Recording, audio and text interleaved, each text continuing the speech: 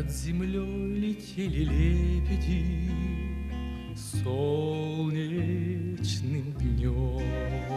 Пернатые жители озера Кабан вновь в центре внимания. У сладкой парочки потомство. 4 пушистых птенца. Сегодня им уже почти 2 месяца.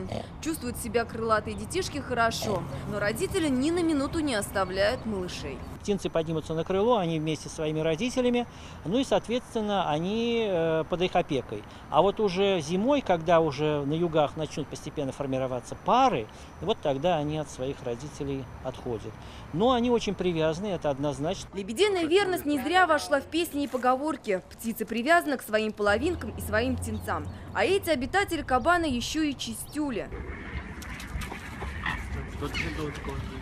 Напомним, что еще в марте месяце лебеди, как настоящие труженики, собирали мусор с озера и строили себе гнезда. И стали символом эко-весны. Очень красивая песня есть у Александра Мартынова «Лебединая верность».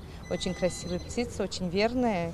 Я думаю, что это пример для людей, пример верности людям, что надо любить, дорожить. Лебеди-родители потомство не скрывают, но и чужих не подпускают.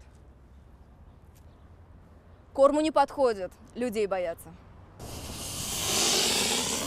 Казанцы, которые приходили на озеро любоваться парой лебедей, теперь с удовольствием наблюдают, как это семейство стало многодетным.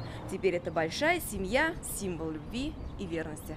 Алина Венгалеева, Игорь Романов, ТНВ, Казань.